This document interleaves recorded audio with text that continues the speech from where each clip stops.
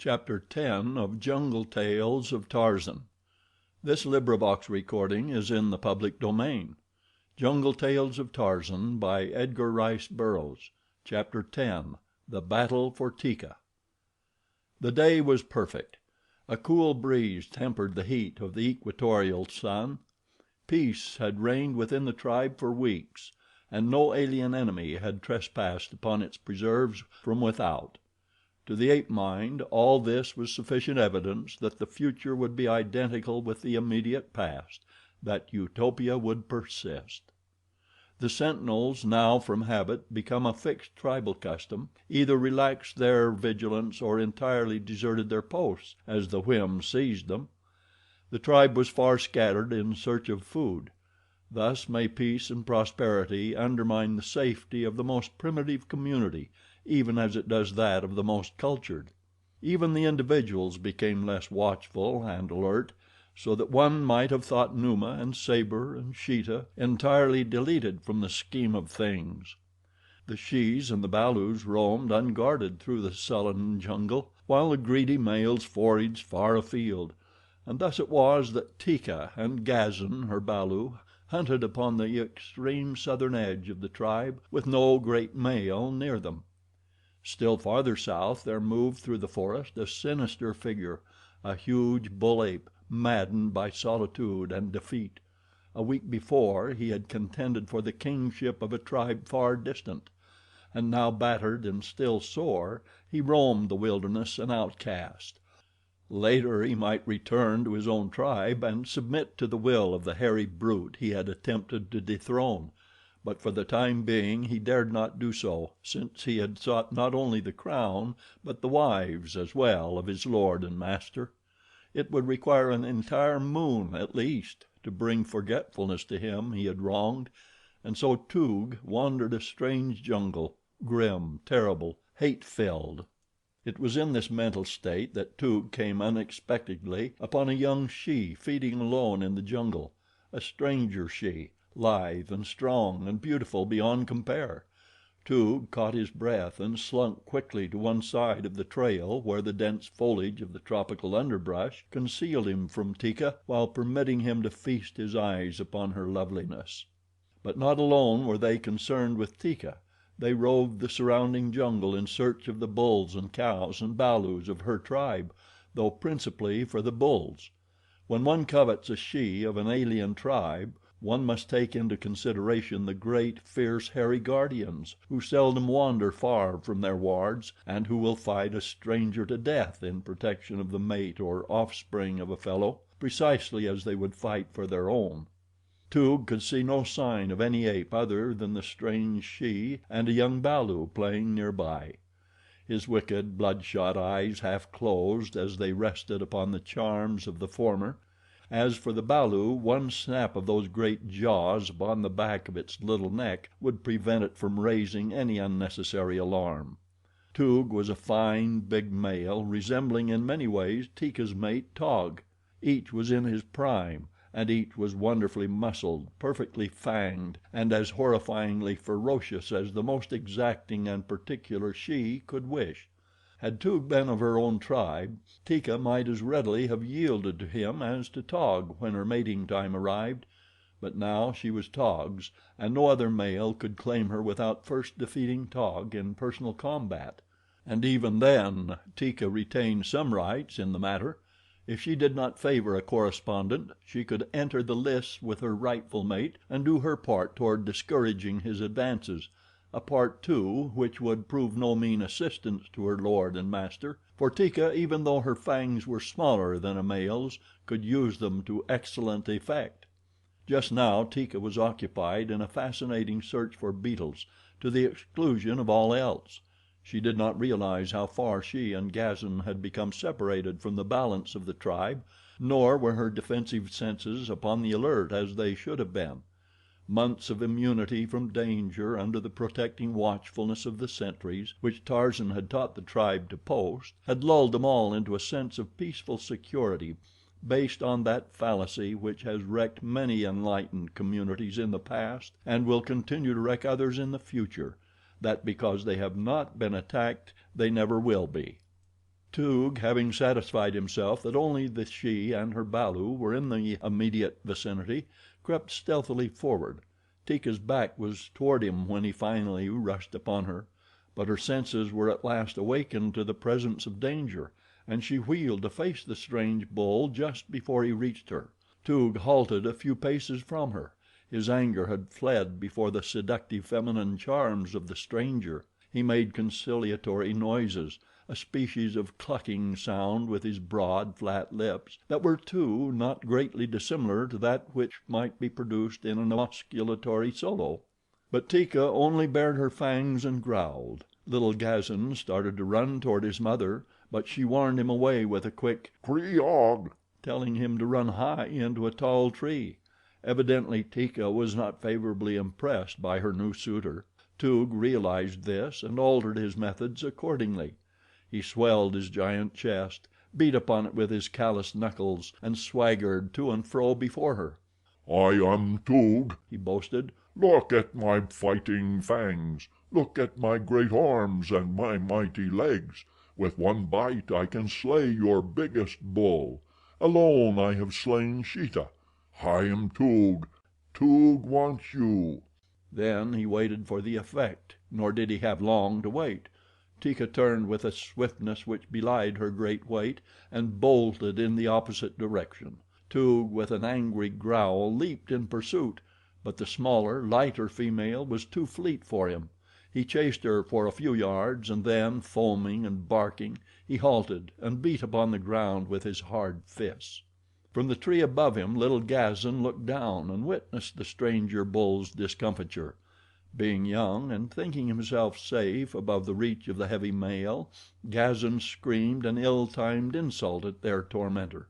Toog looked up. Teeka had halted at a little distance.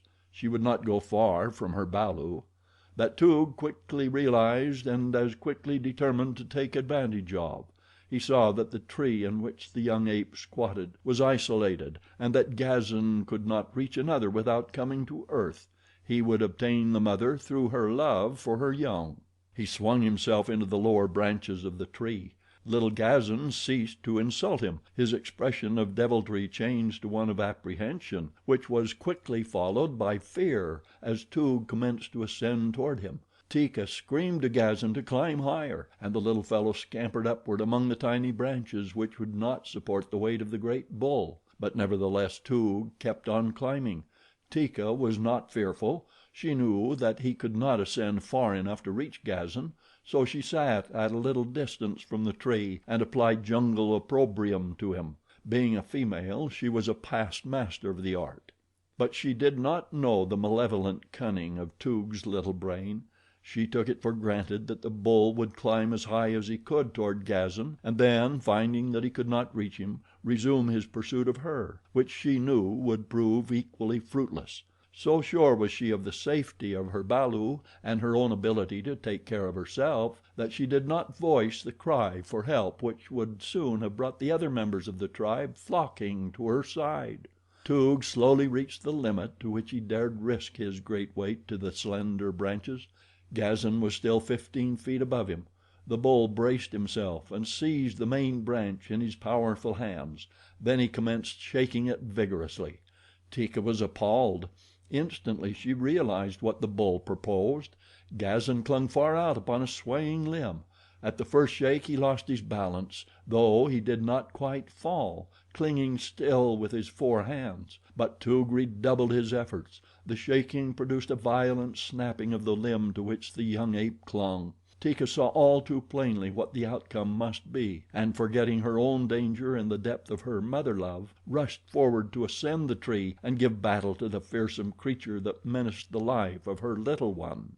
But before ever she reached the bole, Toog had succeeded, by violent shaking of the branch, to loosen Gazan's hold. With a cry the little fellow plunged down through the foliage, clutching futilely for a new hold, and alighted with a sickening thud at his mother's feet, where he lay silent and motionless.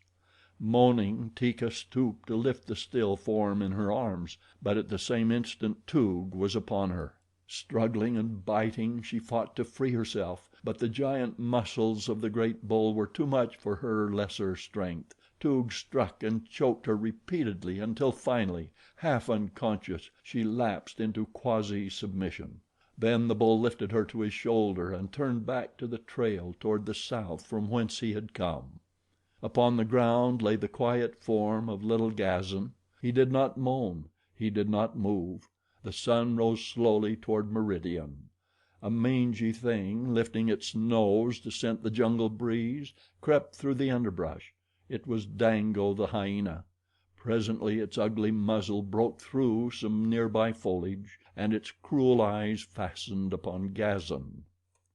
Early that morning Tarzan of the Apes had gone to the cabin by the sea, where he passed many an hour at such times as the tribe was ranging in the vicinity. On the floor lay the skeleton of a man.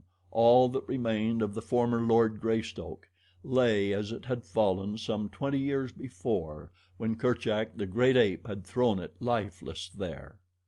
Long since had the termites and the small rodents picked clean the sturdy English bones. For years Tarzan had seen it lying there, giving it no more attention than he gave the countless thousand bones that strewed his jungle haunts. On the bed another, smaller skeleton reposed, and the youth ignored it as he ignored the other. How could he know that the one had been his father, the other his mother? The little pile of bones in the rude cradle, fashioned with such loving care by the former Lord Greystoke, meant nothing to him. That one day that little skull was to help prove his right to a proud title was as far beyond his ken as the satellites of the sons of Orion. To Tarzan they were bones, just bones. He did not need them, for there was no meat left upon them, and they were not in his way, for he knew no necessity for a bed, and the skeleton upon the floor he easily could step over. Today he was restless. He turned the pages first of one book and then of another. He glanced at pictures which he knew by heart and tossed the books aside. He rummaged for the 1000th time in the cupboard. He took out a bag which contained several small, round pieces of metal.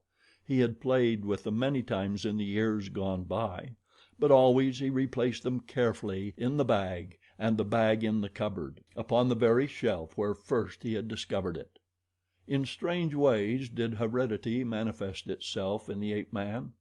Come of an orderly race, he himself was orderly without knowing why.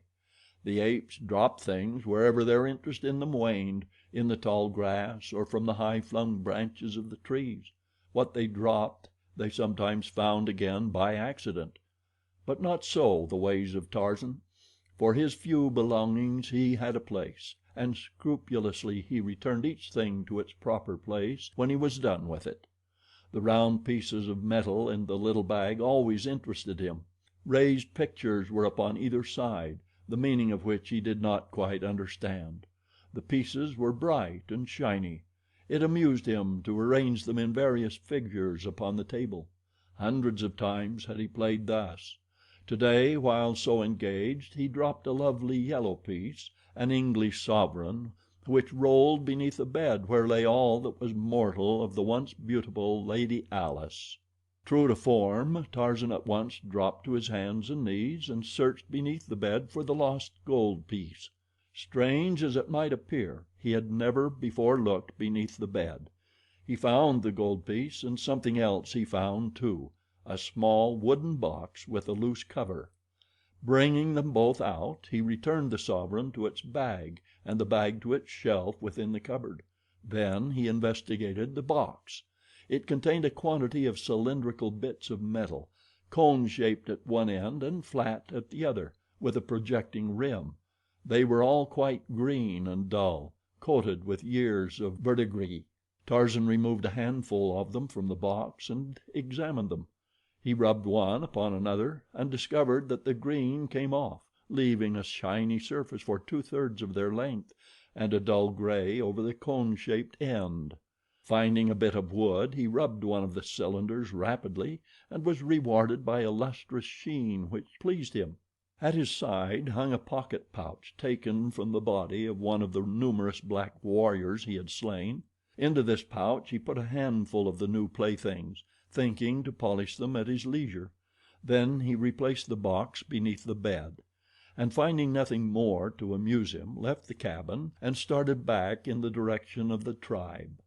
Shortly before he reached them he heard a great commotion ahead of him, the loud screams of shes and balus, the savage, angry barking and growling of the great bulls. Instantly he increased his speed, for the "kreegahs" that came to his ears warned him that something was amiss with his fellows.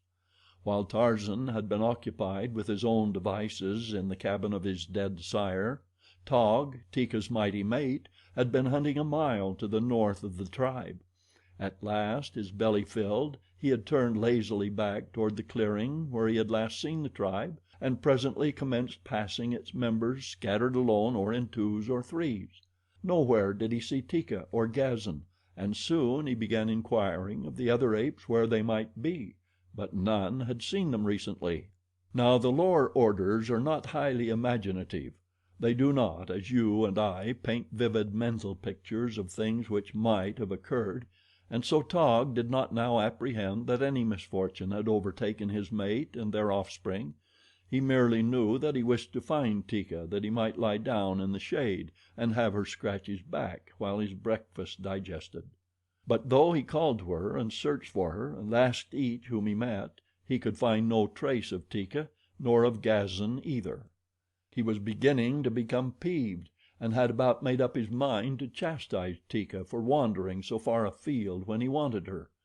He was moving south along a game trail, his calloused soles and knuckles giving forth no sound, when he came upon Dango at the opposite side of a small clearing. The eater of carrion did not see Taug, for all his eyes were for something which lay in the grass beneath a tree, something upon which he was sneaking with the cautious stealth of his breed. Taug, always cautious himself, as it behooves one to be who fares up and down the jungle and desires to survive, swung noiselessly into a tree, where he could have a better view of the clearing. He did not fear Dango, but he wanted to see what it was that Dango stalked. In a way, possibly, he was actuated as much by curiosity as by caution. And when Taug reached a place in the branches from which he could have an unobstructed view of the clearing, he saw Dango already sniffing at something directly beneath him, something which Taug instantly recognized as the lifeless form of his little Gazan. With a cry so frightful, so bestial, that it momentarily paralyzed the startled Dango, the great ape launched his mighty bulk upon the surprised hyena. With a cry and a snarl, Dango, crushed to earth, turned to tear at his assailant, but as effectively might a sparrow turn upon a hawk. Taug's great, gnarled fingers closed upon the hyena's throat and back, his jaws snapped once on the mangy neck, crushing the vertebrae, and then he hurled the dead body contemptuously aside. Again he raised his voice in the call of the bull ape to its mate, but there was no reply. Then he leaned down to sniff at the body of Gazan. In the breast of this savage, hideous beast there beat a heart which was moved, however slightly, by the same emotions of paternal love which affect us. Even had we no actual evidence of this, we must know it still, since only thus might be explained the survival of the human race, in which the jealousy and selfishness of the bulls would, in the earliest stages of the race, have wiped out the young as rapidly as they were brought into the world, had not God implanted in the savage bosom that paternal love which evidences itself most strongly in the protective instinct of the male. In Taug the protective instinct was not alone highly developed, but affection for his offspring as well, for Taug was an unusually intelligent specimen of these great manlike apes which the natives of the Gobi speak of in whispers, but which no white man ever had seen, or if seeing, lived to tell of until Tarzan of the Apes came among them. And so Taug felt sorrow as any other father might feel sorrow at the loss of a little child.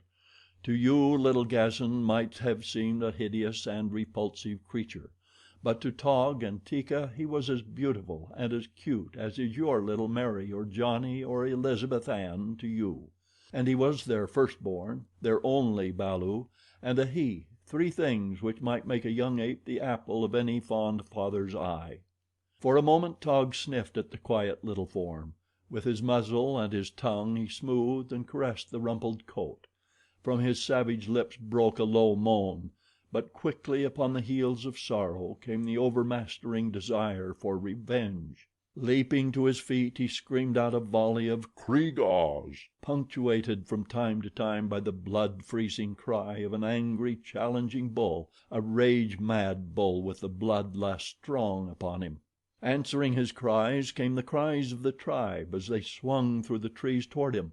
It was these that Tarzan heard on his return from his cabin, and in reply to them he raised his own voice and hurried forward with increased speed until he fairly flew through the middle terraces of the forest.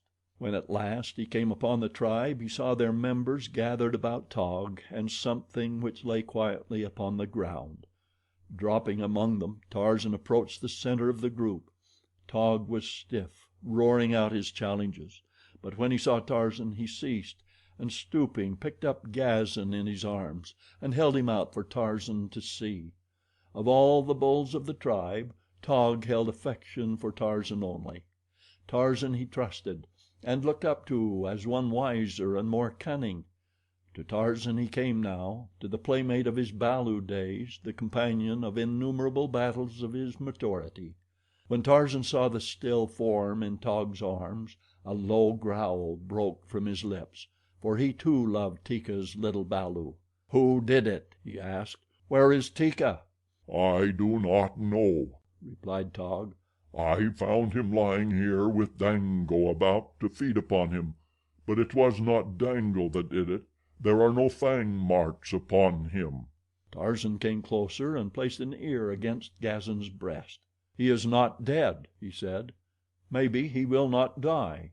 He pressed through the crowd of apes and circled once about them, examining the ground step by step. Suddenly he stopped, and placing his nose close to the earth, sniffed. Then he sprang to his feet, giving a peculiar cry. Taug and the others pressed forward, for the sound told them that the hunter had found the spoor of his quarry. "A stranger bull has been here," said Tarzan. "It was he that hurt Gazan. He has carried off Teeka." Taug and the other bulls commenced to roar and threaten, but they did nothing. Had the stranger bull been within sight they would have torn him to pieces, but it did not occur to them to follow him. "If the three bulls had been watching around the tribe this would not have happened," said Tarzan. "Such things will happen as long as you do not keep the three bulls watching for an enemy. The jungle is full of enemies, and yet you let your shes and your balus feed where they will, alone and unprotected. Tarzan goes now. He goes to find Teeka and bring her back to the tribe." The idea appealed to the other bulls. "We will all go," they cried. "No," said Tarzan, "you will not go. You cannot take shes and balus when we go out to hunt and fight. You must remain to guard them, or you will lose them all." They scratched their heads. The wisdom of his advice was dawning upon them, but at first they had been carried away by the new idea, the idea of following up an enemy offender to wrest his prize from him and punish him. The community instinct was ingrained in their characters through ages of custom. They did not know why they had not thought to pursue and punish the offender. They could not know that it was because they had as yet not reached a mental plane which would permit them to work as individuals. In times of stress the community instinct sent them huddling into a compact herd where the great bulls, by the weight of their combined strength and ferocity, could best protect them from an enemy. The idea of separating to do battle with a foe had not yet occurred to them. It was too foreign to custom, too inimical to community interests; but to Tarzan it was the first and most natural thought. His senses told him that there was but a single bull connected with the attack upon Teeka and Gazan. A single enemy did not require the entire tribe for his punishment. Two swift bulls could quickly overhaul him and rescue Teeka. In the past no one ever had thought to go forth in search of the shes that were occasionally stolen from the tribe. If Numa, Sabor, Sheeta, or a wandering bull ape from another tribe chanced to carry off a maid or a matron while no one was looking, that was the end of it. She was gone, that was all. The bereaved husband, if the victim chanced to have been mated, growled around for a day or two and then, if he were strong enough, took another mate within the tribe, and if not, wandered far into the jungle on the chance of stealing one from another community.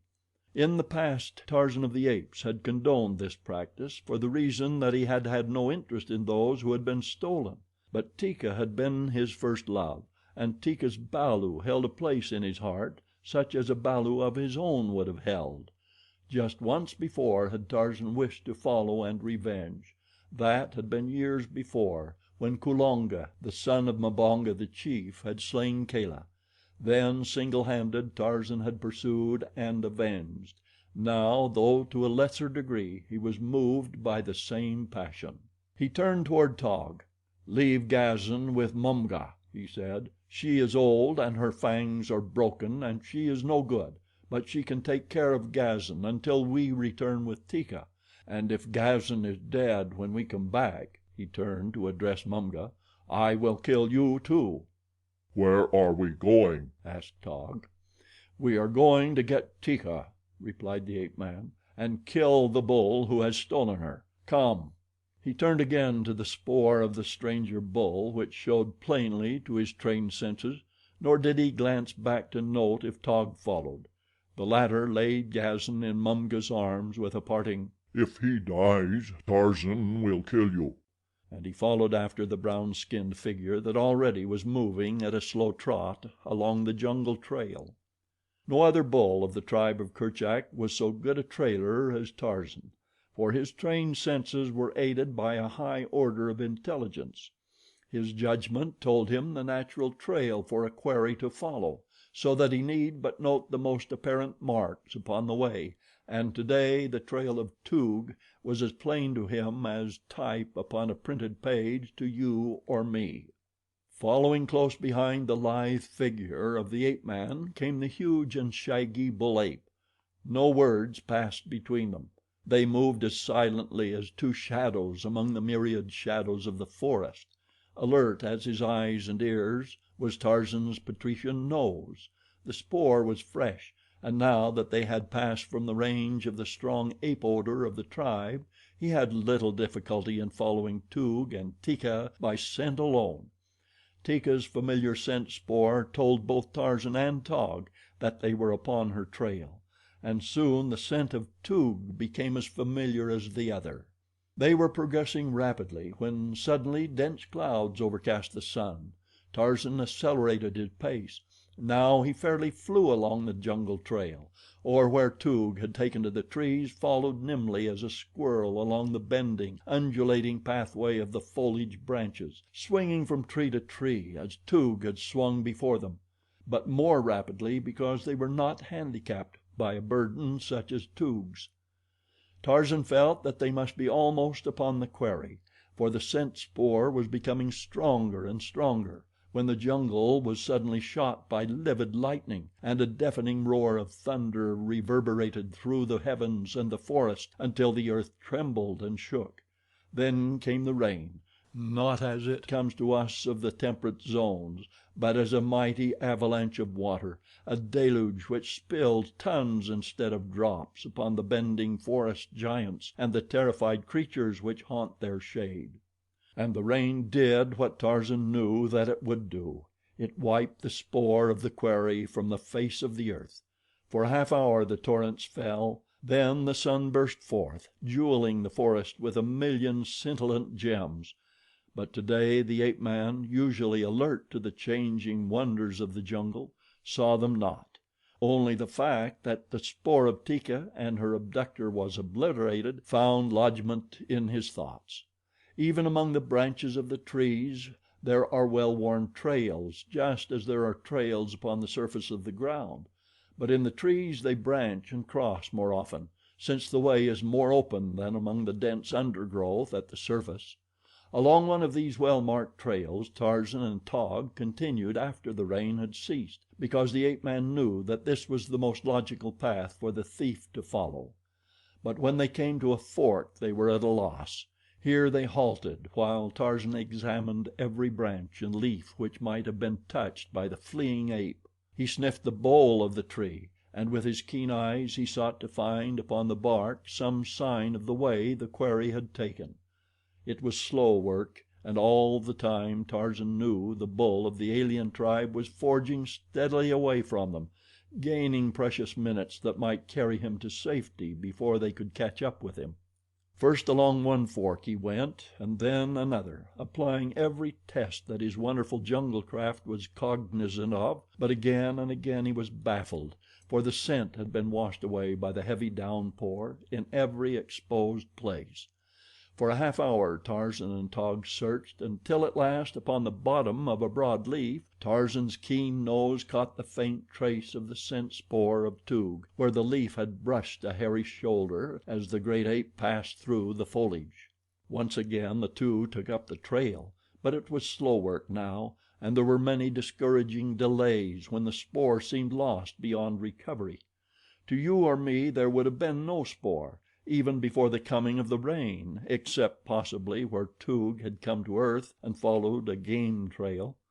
In such places the imprint of a huge hand-like foot and the knuckles of one great hand were sometimes plain enough for an ordinary mortal to read. Tarzan knew from these and other indications that the ape was yet carrying Teeka. The depth of the imprint of his feet indicated a much greater weight than that of any of the larger bulls, for they were made under the combined weight of Toog and Teeka, while the fact that the knuckles of but one hand touched the ground at any time showed that the other hand was occupied in some other business, the business of holding the prisoner to a hairy shoulder. Tarzan could follow in sheltered places the changing of the burden from one shoulder to another, as indicated by the deepening of the foot imprint upon the side of the load, and the changing of the knuckle imprints from one side of the trail to the other. There were stretches along the surface paths where the ape had gone for considerable distances entirely erect upon his hind feet, walking as a man walks, but the same might have been true of any of the great anthropoids of the same species, for, unlike the chimpanzee and the gorilla, they walk without the aid of their hands quite as readily as with. It was such things, however, which helped to identify to Tarzan and to Taug the appearance of the abductor, and with his individual scent characteristic already indelibly impressed upon their memories, they were in a far better position to know him when they came upon him, even should he have disposed of Teeka before, than is a modern sleuth with his photographs and Bertillon measurements equipped to recognize a fugitive from civilized justice. But with all their high-strung and delicately attuned perceptive faculties, the two bulls of the tribe of Kerchak were often sore pressed to follow the trail at all, and at best were so delayed that in the afternoon of the second day they still had not overhauled the fugitive. The scent was now strong, for it had been made since the rain, and Tarzan knew that it would not be long before they came upon the thief and his loot. Above them, as they crept stealthily forward, chattered Manu, the monkey, and his thousand fellows. Squawked and screamed the brazen-throated birds of plumage, buzzed and hummed the countless insects amid the rustling of the forest leaves, and as they passed, a little gray beard, squeaking and scolding upon a swaying branch, looked down and saw them. Instantly the scolding and squeaking ceased, and off tore the long-tailed mite as though Sheeta, the panther, had been endowed with wings and was in close pursuit of him. To all appearances he was only a very much frightened little monkey, fleeing for his life. There seemed nothing sinister about him. And what of Teeka during all this time? Was she at last resigned to her fate, and accompanying her new mate in the proper humility of a loving and tractable spouse? A single glance at the pair would have answered these questions to the utter satisfaction of the most captious. She was torn and bleeding from many wounds inflicted by the sullen Toog in his vain efforts to subdue her to his will. And Toog, too, was disfigured and mutilated, but with stubborn ferocity he still clung to his now useless prize. On through the jungle he forced his way in the direction of the stamping ground of his tribe. He hoped that his king would have forgotten his treason, but if not, he was still resigned to his fate. Any fate would be better than suffering longer the sole companionship of this frightful she, and then, too, he wished to exhibit his captive to his fellows. Maybe he could wish her on the king. It is possible that such a thought urged him on. At last they came upon two bulls feeding in a park-like grove, a beautiful grove dotted with huge boulders half embedded in the rich loam, mute monuments possibly to a forgotten age when mighty glaciers rolled their slow course where now a torrid sun beats down upon a tropic jungle. The two bulls looked up, bearing long fighting fangs, as Toog appeared in the distance. The latter recognized the two as friends. "It is Toog," he growled. "Toog has come back with a new she." The apes waited his nearer approach. Teeka turned a snarling, fanged face toward them. She was not pretty to look upon, yet through the blood and hatred upon her countenance they realized that she was beautiful, and they envied Toog. Alas, they did not know Teeka. As they squatted, looking at one another, there raced through the trees toward them a long-tailed little monkey with gray whiskers. He was a very excited little monkey when he came to a halt upon the limb of a tree directly overhead. "Two strange bulls come," he cried. "One is a Mangani, the other a hideous ape without hair upon his body. They follow the spoor of Toog. I saw them." The four apes turned their eyes backward along the trail Toog had just come. Then they looked at one another for a minute. "Come," said the larger of Toog's two friends. "We will wait for the strangers in the thick bushes beyond the clearing." He turned and waddled away across the open place, the others following him. The little monkey danced about, all excitement. His chief diversion in life was to bring about bloody encounters between the larger denizens of the forest, that he might sit in the safety of the trees and witness the spectacles. He was a glutton for gore, was this little whiskered gray monkey, so long as it was the gore of others. A typical fight fan was the graybeard. The apes hid themselves in the shrubbery beside the trail along which the two stranger bulls would pass. Teeka trembled with excitement. She had heard the words of Manu, and she knew that the hairless ape must be Tarzan, while the other was doubtless Taug. Never in her wildest hopes had she expected succor of this sort. Her one thought had been to escape and find her way back to the tribe of Kerchak; but even this had appeared to her practically impossible, so closely did Toog watch her. As Taug and Tarzan reached the grove where Toog had come upon his friends, the ape scent became so strong that both knew the quarry was but a short distance ahead, and so they went even more cautiously, for they wished to come upon the thief from behind if they could and charge him before he was aware of their presence. That a little gray whiskered monkey had forestalled them they did not know, nor that three pairs of savage eyes were already watching their every move and waiting for them to come within reach of itching paws and slavering jowls. On they came across the grove, and as they entered the path leading into the dense jungle beyond, a sudden "Kreog!" shrilled out close before them, a "Kreog!" in the familiar voice of Teeka. The small brains of Toog and his companions had not been able to foresee that Teeka might betray them, and now that she had they went wild with rage. Toog struck the she a mighty blow that felled her, and then the three rushed forth to do battle with Tarzan and Taug. The little monkey danced upon his perch and screamed with delight. And indeed he might well be delighted, for it was a lovely fight. There were no preliminaries, no formalities, no introductions. The five bulls merely charged and clinched. They rolled in the narrow trail into the thick verdure beside it. They bit and clawed and scratched and struck, and all the while they kept up the most frightful chorus of growlings and barkings and roarings. In 5 minutes they were torn and bleeding, and the little graybeard leaped high, shrilling his primitive bravos; but always his attitude was thumbs down. He wanted to see something killed.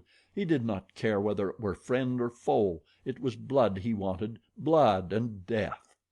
Taug had been set upon by Toog and another of the apes, while Tarzan had the third, a huge brute with the strength of a buffalo.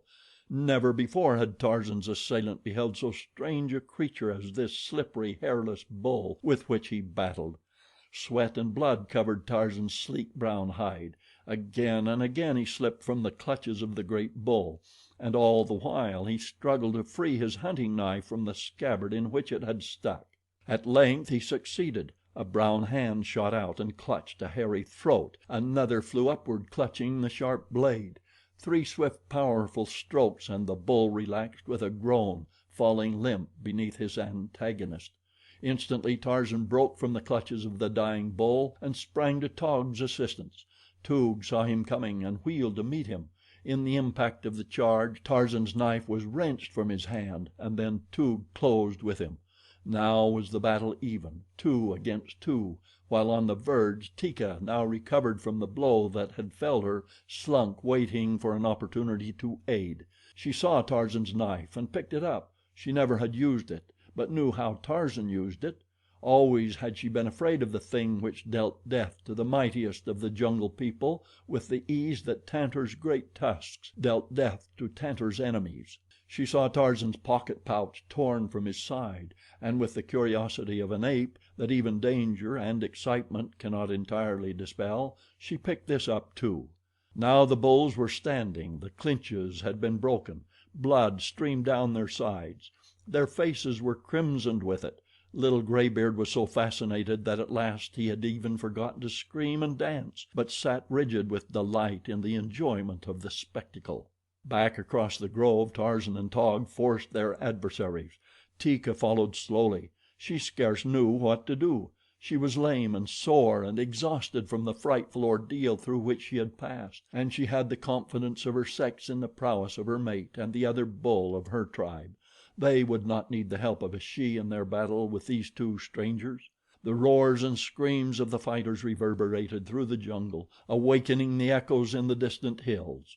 From the throat of Tarzan's antagonist had come a score of "Kreogs!" and now from behind came the reply he had awaited. Into the grove, barking and growling, came a score of huge bull apes, the fighting men of Toog's tribe.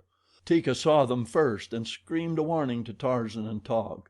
Then she fled past the fighters toward the opposite side of the clearing, fear for a moment claiming her, nor can one censure her after the frightful ordeal from which she was still suffering. Down upon them came the great apes. In a moment Tarzan and Taug would be torn to shreds. That would later form the piece de resistance of the savage orgy of a Dum Dum.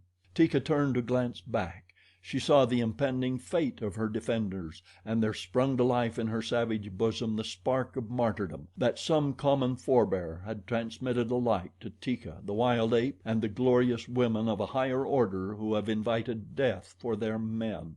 With a shrill scream she ran toward the battlers, who were rolling in a great mass at the foot of one of the huge boulders which dotted the grove. But what could she do? The knife she held she could not use to advantage because of her lesser strength. She had seen Tarzan throw missiles, and she had learned this with many other things from her childhood playmate. She sought for something to throw, and at last her fingers touched upon the hard objects in the pouch that had been torn from the ape man. Tearing the receptacle open, she gathered a handful of shiny cylinders, heavy for their size they seemed to her, and good missiles. With all her strength she hurled them at the apes battling in front of the granite boulder. The result surprised Teeka quite as much as it did the apes. There was a loud explosion which deafened the fighters and a puff of acrid smoke. Never before had one there heard such a frightful noise. Screaming with terror, the stranger bulls leaped to their feet and fled back toward the stamping grounds of their tribe, while Taug and Tarzan slowly gathered themselves together and arose, lame and bleeding, to their feet. They too would have fled had they not seen Teeka standing there before them, the knife and the pocket pouch in her hands. "What was it?" asked Tarzan. Teeka shook her head. "I hurled these things at the stranger bulls," and she held forth another handful of the shiny metal cylinders with the dull gray, cone-shaped ends. Tarzan looked at them and scratched his head. "What are they?" asked Taug. "I do not know," said Tarzan. "I found them." The little monkey with the gray beard halted among the trees a mile away and huddled, terrified, against a branch. He did not know that the dead father of Tarzan of the Apes, reaching back out of the past across a span of 20 years, had saved his son's life. Nor did Tarzan, Lord Greystoke, know it either. End of chapter 10.